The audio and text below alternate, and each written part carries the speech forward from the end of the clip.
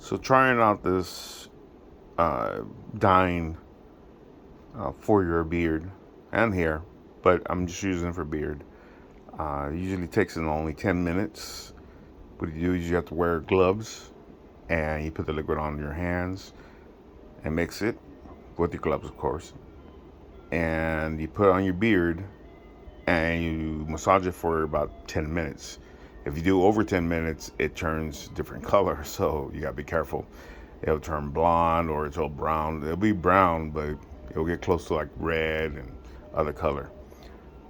But if you do it just 10 minutes, it'll make it look be black. If you do a little more, I think it'll get lighter. I'm not sure. I'm just saying. That's what the instruction says. So let's see what happens. As you see, my beard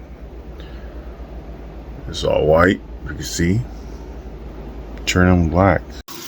10 minutes, and look probably what it did. Actually did.